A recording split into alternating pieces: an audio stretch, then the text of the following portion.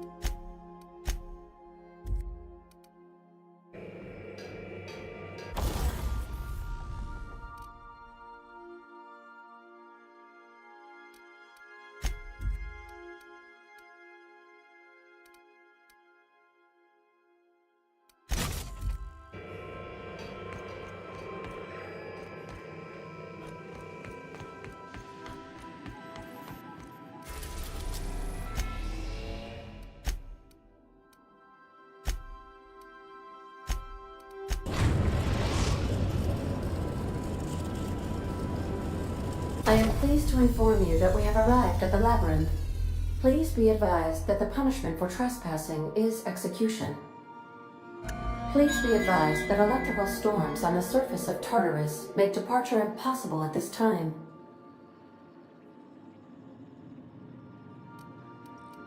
Resident count is as follows: 3,071. Resident deaths, including but not limited to executions, are as follows: 1,684. Resident escapes are as follows: 0. The interior can be chilly. Take a scarf with you, Captain. I would also ask that you leave your captain's ID with me, in the event that you do not return.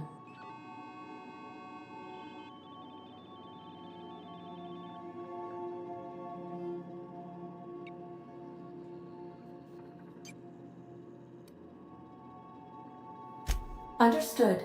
If you die or are incarcerated for life, I can generate a new ID for the next captain. I would prefer if you returned, though. Oh, speak of the devil. Captain, I am receiving a transmission from the prison's docking authority now. Attention, unauthorized spacecraft. This is a maximum security installation. Your presence here is an explicit violation of UDL corporate policy. You are hereby confined to your docking platform until a ticket detailing your crimes has been filed and notarized, at which point your vessel will be seized and you will be executed.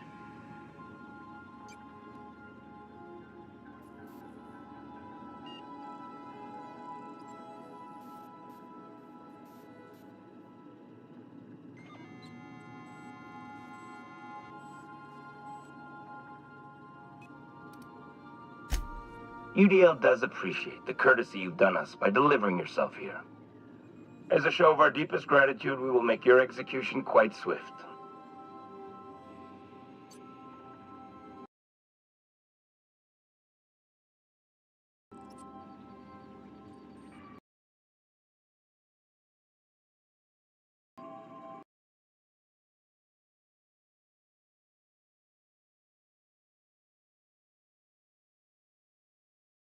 Protocol is important, sir.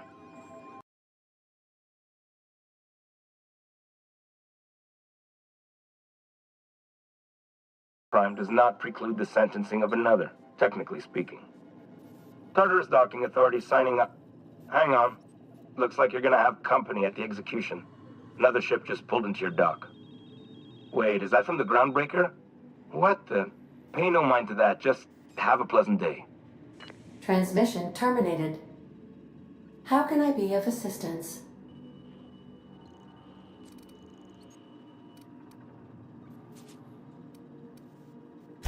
Forgive me, Captain. I would rather not discuss Alex Hawthorne today. Was there another time?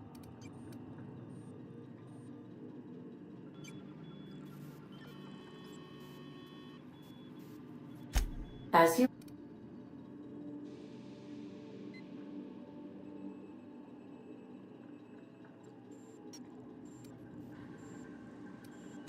Captain Hawthorne attached 98.4% of the ship's processes to my I have been programmed to deftly calculate navigation vectors through Alex also taught me the concept of a...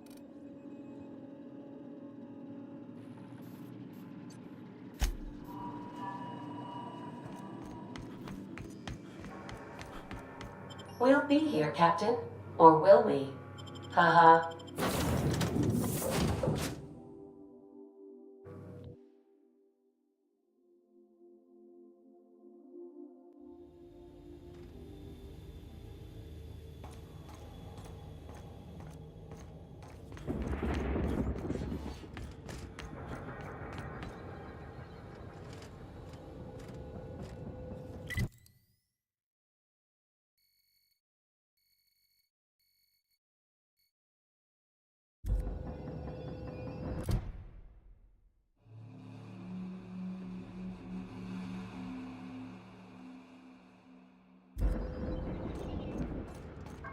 The captain did right by us once. Now it's our turn. The board will never own Groundbreaker.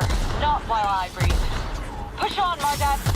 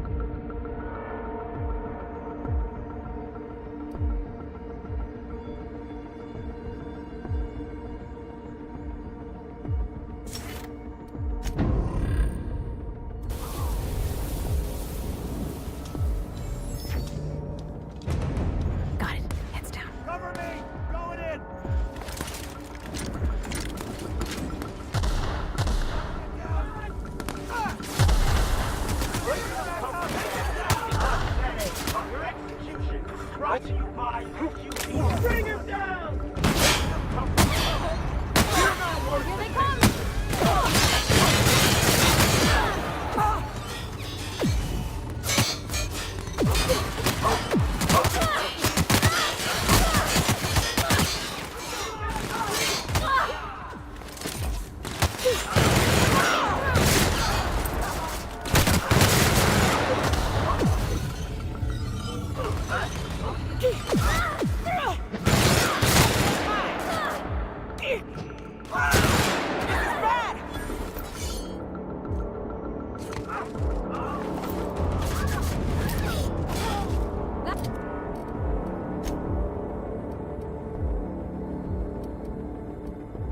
That's the last of them!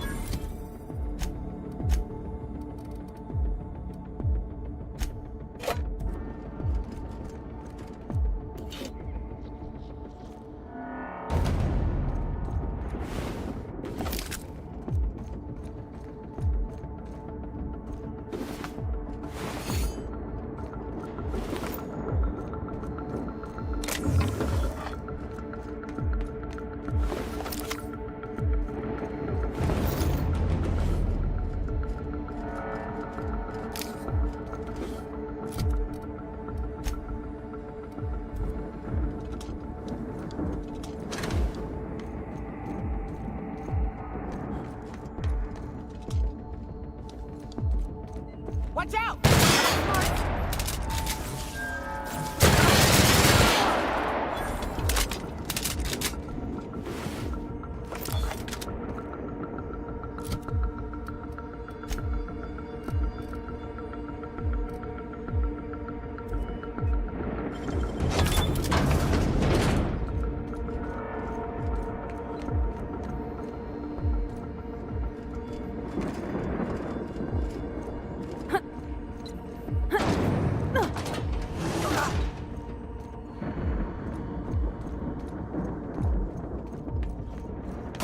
Gotta admit, I'm not too keen on walking into a prison.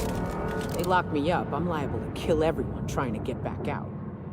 This might be the loneliest place in the whole system.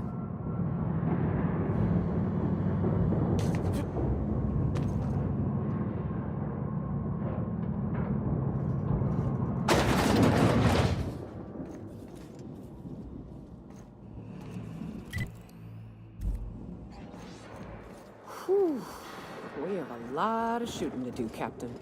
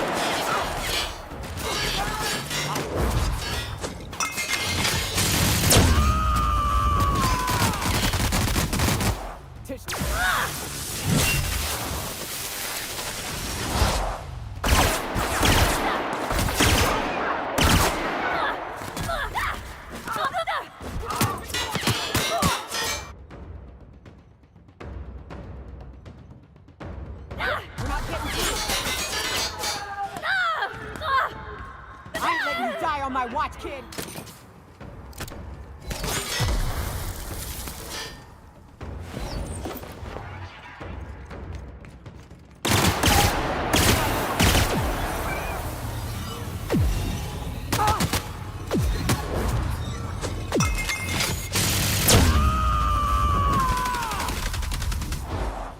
Covering you!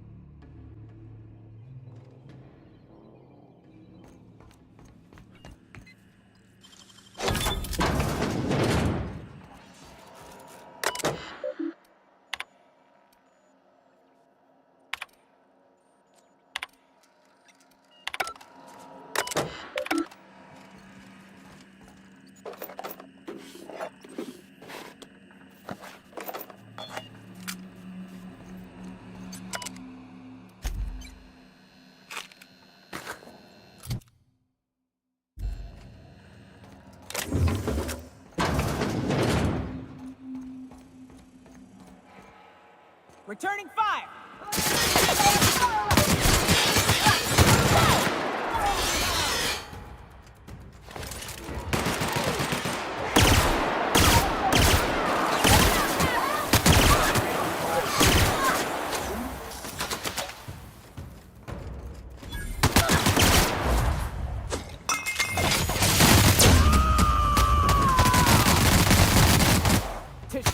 I see you now!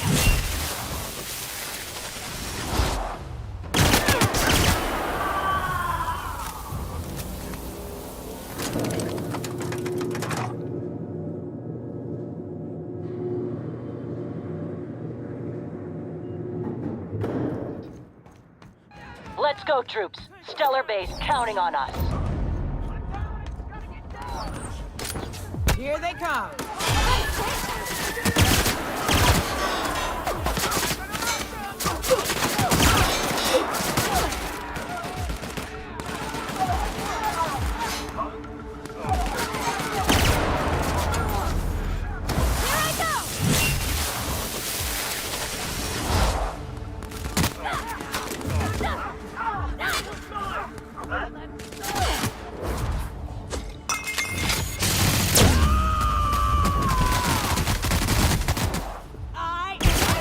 We're live.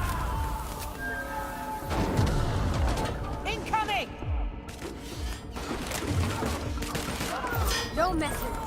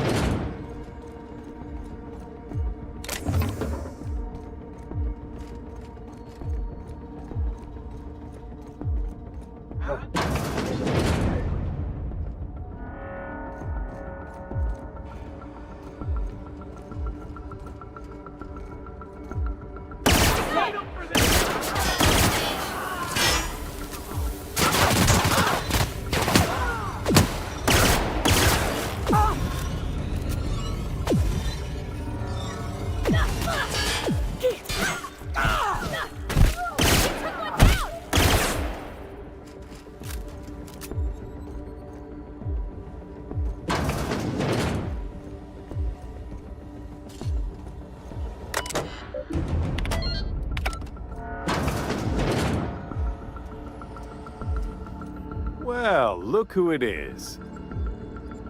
I'll be damned. I was prepping the studio for our announcement, and here you are as a bonus. I had heard you'd taken a mechanic under your wing. What's the matter, girl? Couldn't find actual employment? The captain's treated me right. Better than any of you bored folk ever have. I'm exactly where I want to be. Ah, I knew I smelled Monarch when you lot walked in. The stench of sulfur, depression, and desperate bravado is unmistakable. Keep talking, and you'll be smelling iron. Ain't nobody so important I won't put a bullet in him. When you go off and get yourself shot, try to avoid taking one to the face. I'll want it recognizable to show to my citizens.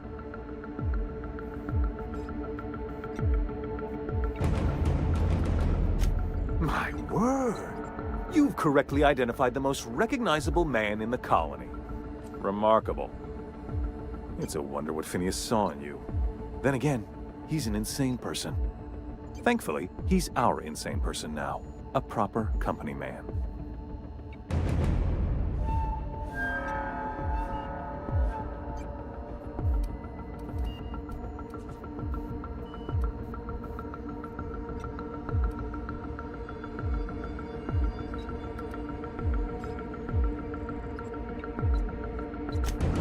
Yes, he is an extraordinarily obstinate fellow, isn't he?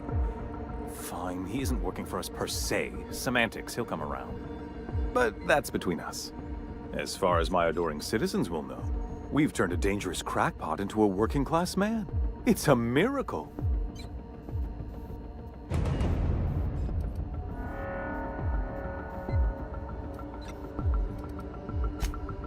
Oh yes, go on, wake them up, add more mouths to feed.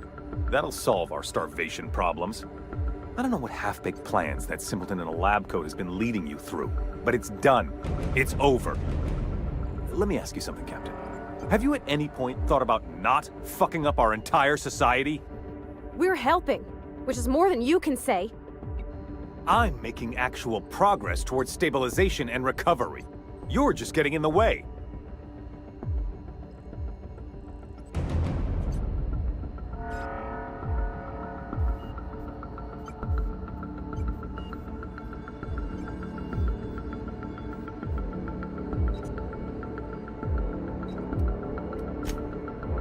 Oh, right. This coming from the psychopathic outlaw. Yes, I'll try to be more open-minded about your path of wanton descent. We don't need your help.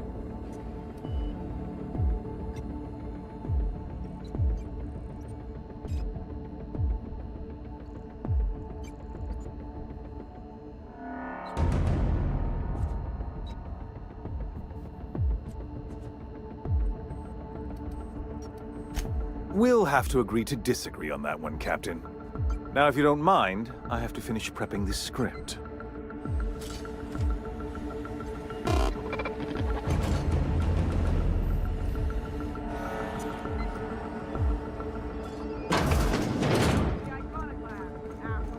Looks like your path's at an end.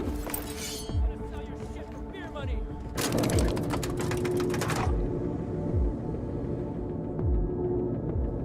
Your path is here. All right, MSI. I'm not one for loud speeches, but the captain needs our help. So,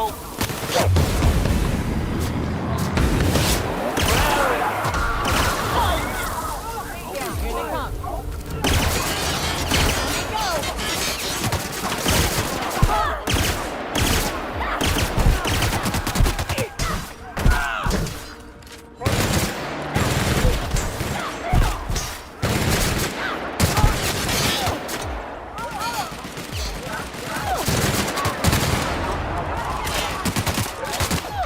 Security enforcement mode.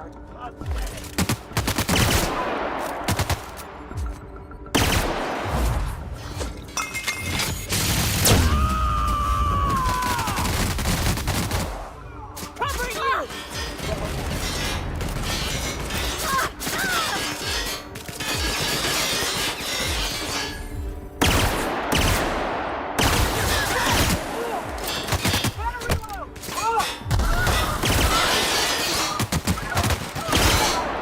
We're not getting through.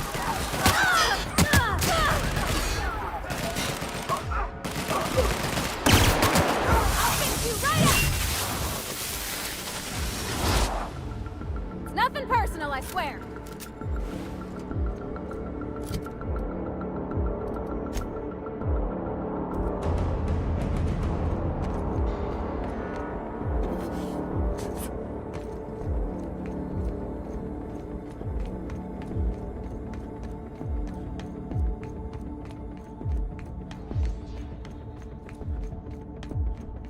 Incoming!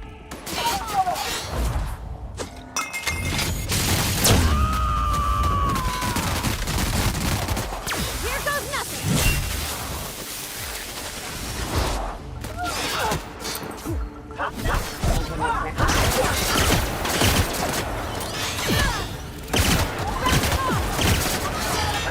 Everyone all right?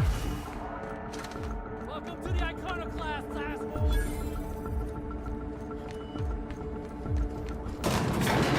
This is nice. Calm before the storm and all that. Whatever comes of this, I'm just real glad to know you all.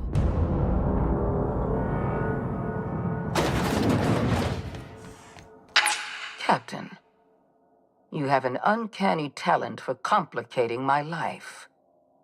You've disrupted the balance of power. You've upset the natural order of things. You've introduced uncertainty, and there is nothing I despise more than uncertainty.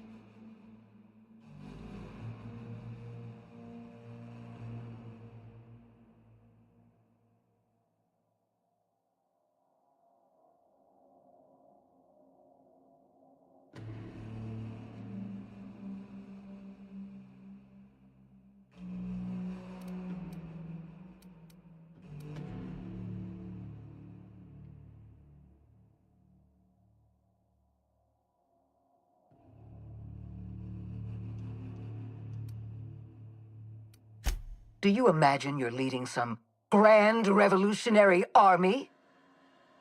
The Iconoclasts and MSI have put aside their differences and attacked the prison together. I never imagined such a thing would be possible. But here we are. You're nothing but a rabble-rouser. I'm going to put an end to your little rebellion, and then I'm going to have you and your associates arrested.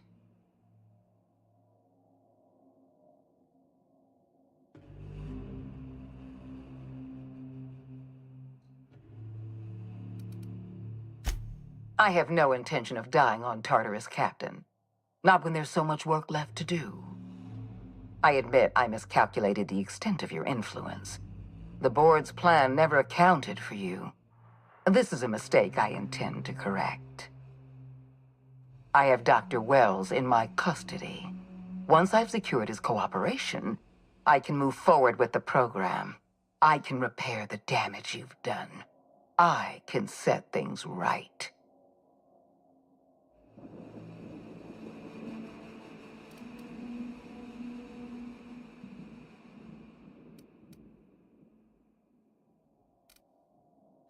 In that we are in agreement. An end to violence is precisely what I want. An end to chaos. An end to senseless loss of life. The only obstacle standing in my way is you. I wish you'd simply cooperated with me. You're the finest marksman in Halcyon. You could have been my gun.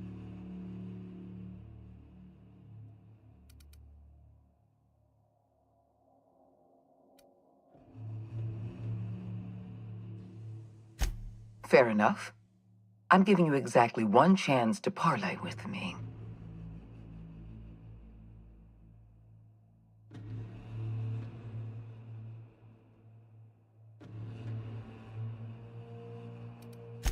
This prison is equipped with an automechanical warden. I've had it programmed to eliminate you on sight and rinse your remains down a drain. And don't worry. I will inform Dr. Wells that you died heroically, or something.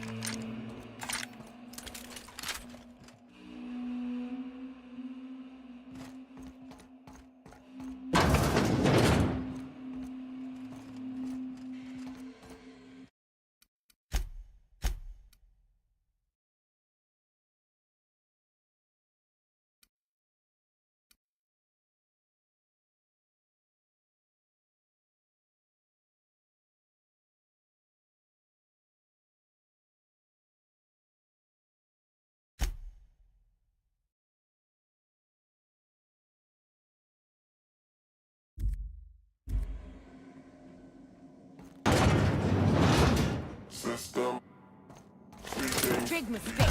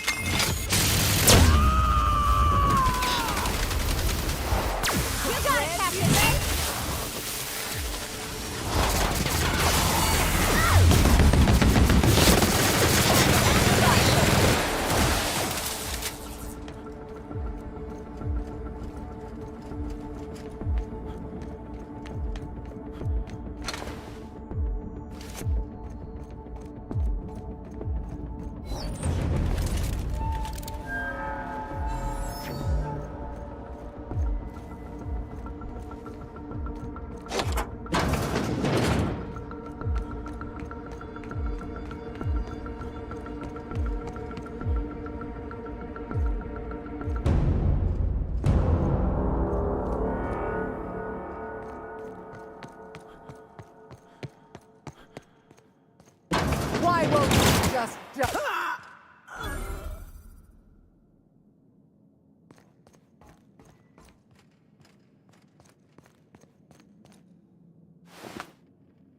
Get me out of here!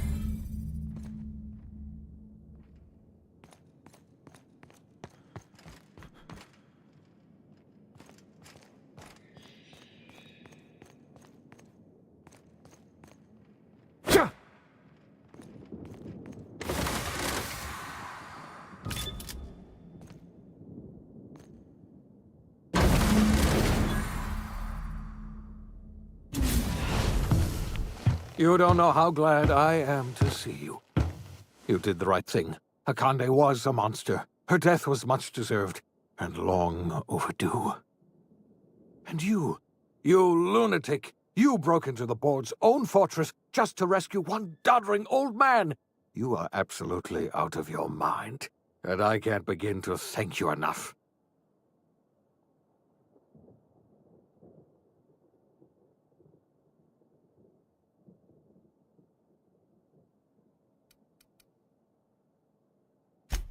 Ah, all in a day's work for you, huh? You've broken the board's stranglehold on this colony, and you saved my life. But there's still so much we have yet to accomplish. You and I are going to have to work harder than ever to save Halcyon. I'm afraid the situation is far worse than any of us ever anticipated.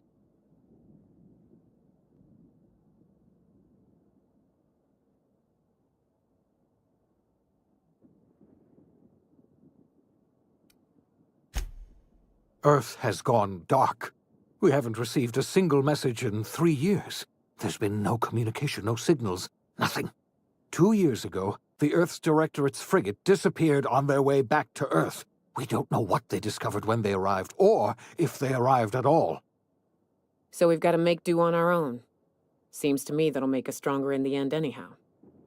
You're quite right. We've got no choice but to make do on our own.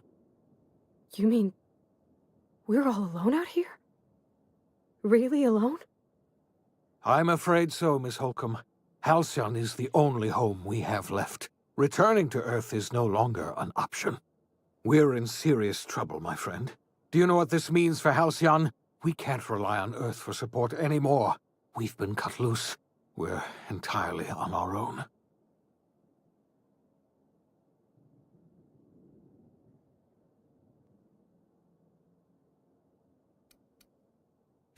Yes, certainly. I don't know what happened, but something must have gone horribly wrong. I don't know why. We have no connection back to Earth, and return is likely impossible. I heard it from Akande herself. She tried to pressure me into joining her side, you see. Tried to make me realize that all hope is lost, and that we are alone. She was half right. We are alone, and we're going to have to fend for ourselves. You might have heard of the Earth Directorate's frigate. Half the colony's entire military was on that ship. They were That was 2 years ago. We haven't heard a word from them since. Whatever happened to Earth... Yes, Akande mentioned as much. Earth hasn't sent us... Akande had kept the truth to herself, perhaps with good reason. Can you imagine...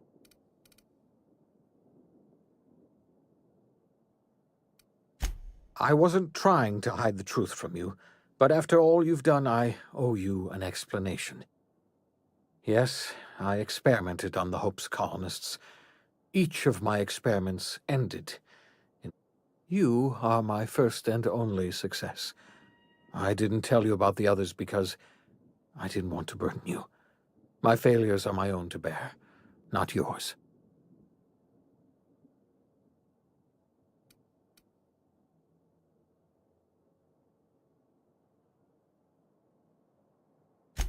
I'm not asking you to forgive me. Law knows I won't forgive myself. But I'm going to try to set things right. My apologies. I need to get a hold of myself. We've fought. If you have any more questions, ask me. Yes, we do. We must begin the revival process immediately. We're going to need a leader, and I can't imagine a better person for the job than you. What do you say, old friend? Will you help us?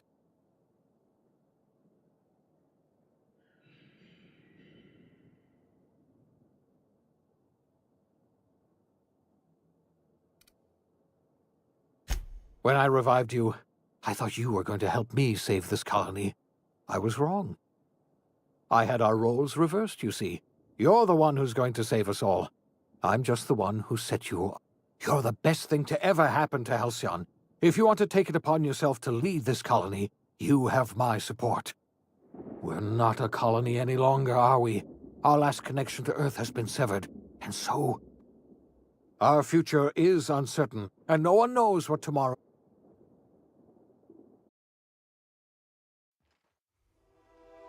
The OSI teaches that everything in the universe happens according to the grand plan. But the stranger that arrived in Halcyon was an unplanned variable. From the moment he landed in Emerald Vale, his actions altered the course of history. The events on Tartarus brought about the end of the Board's authority. But the Board's mistakes would haunt the colony for decades to come. The damage they left behind would require the work of a generation to repair. Dr. Phineas Wells began reviving a handful of the Hope's colonists. Engineers, scientists, technicians, and intellectuals. They were among the brightest minds the Earth had ever sent out into the stars. The Hope scientists and engineers woke up in a colony descending headlong into total collapse. With no way to return to Earth, they had no choice but to band together and devote themselves to the cause of saving Halcyon. The people of Halcyon were nothing if not hardy. In the absence of the Board's authority, many of the colony's settlements banded together with a single purpose in mind: survival. Life was especially hard in the years to come. Some towns dissolved by attrition and starvation, but most of them found a way to carry on. In the years to come, Halcyon was forced to reckon with its newfound freedom. The Board was gone, and for better or worse, the colony was responsible for its own destiny. Between MSI's worker-centric policies and the iconoclast's manpower, Sanjar and Zora were able to rally many of the Terra 2 townships to their cause. MSI's workforce swelled, and the iconoclasts enjoyed a significant surge in their ranks. The Board was too distracted by infighting and internal politics to stop MSI from becoming a powerful corporation and a refuge for townships that might have fallen through the cracks. Sublight Salvage adapted to the changes in Halcyon, shifting their business model to suit the times. Their claims of legitimacy were scrutinized, but ultimately unquestioned. Lilia Hagen would continue to protect her family as ruthlessly as ever. The collapse of Edgewater left its workers bereft of any purpose in life. Most of them made their way to Adelaide McDevitt's camp, hoping to ingratiate themselves into her favor. Adelaide accepted only a few to her community. The rest were turned away and likely died of starvation. Nevertheless, Adelaide's camp grew into a well-established town. Adelaide McDevitt refused to cooperate with the ongoing effort to save Halcyon from collapse. A sympathetic deserter stole a copy of her research and delivered it to the Hope's scientists. It is unclear how useful Adelaide's research was. An optimistic estimate suggests her work may have bought Halcyon another few years of survival. Adelaide would never know. She died that winter. Under the leadership of Junlei Tennyson, the Groundbreaker held firm against corporate influence. The ship's mechanical stability gave Junlei the time to educate a promising generation of engineers schooled in her family's traditions. The future of the Groundbreaker looks promising. The rediscovery of the Hope and the abandonment of the lifetime employment program forced Byzantium to come to terms with some uncomfortable realities about the state of Halcyon. While Byzantines were reluctant to surrender the luxuries they'd grown accustomed to, the Board's diminished authority gave them little choice in the matter. Nearly everyone had to learn to make do with less. Some even had to get jobs. It was a dark time indeed. The Rizzo's company in Halcyon dissolved after the collapse of the Board. Needless to say, the launch of Spectrum Brown was indefinitely delayed. A stockpile of Spectrum Brown remains buried deep beneath the ruins of the old distillery, abandoned to time and attrition. With the dissolution of the Board, Ruth Bellamy found herself without the two constants in her life: Byzantine culture and her sister Belinda. In the face of this new reality, she struggled to find a direction for her life. The colony had moved on from Halcyon Helen, and would require new heroes in the years to come. And so Ruth Bellamy decided it was time to exit stage left. She quietly disappeared from public view. The dissolution of the board did not mean the dissolution of the ambitions of Cedric Kincannon, the charismatic leader of Sublight Underground. Cedric offered Slug's transportation services to the newly thawed colonists, and set to work ferrying resources and food wherever they were most needed. For better or worse, Slug headgear became fashionable in the following years. As the board began to disintegrate, Spencer Woolrich found himself at a crossroads. Cling to what little stardom remained to him, or help usher Halcyon into its new future. To the surprise of many, perhaps himself most of all, Spencer chose the latter option. Having learned a variety of different skills in the many different roles played throughout his lengthy career, Spencer founded a radio serial dedicated to staying alive despite the odds. His subjects included how to survive violent encounters with only grazing wounds, dispense pithy one-liners for tense scenarios, and, of course, how to look good doing both. After a brief attempt at dating Helen as one person rather than two, which both Bertie and Helen found too strange, Bertie struck out on his own to try his hand at raising woolly cows. Many of his former Rangers teammates soon followed, accompanied by the woolly cow the team had originally plied with alcohol. The dairy farm thrived under Bertie's leadership and care. The Dairy Rangers privately believed that the woolly cows softened Bertie's temper considerably, although the only one brave enough to say this to his face was promptly headbutted. Due to the board's dissolution, many of the Prophet's old customers no longer found quite the same value in productivity seminars that they once had. With her business drying up, the Prophet chose to take her followers down a new path.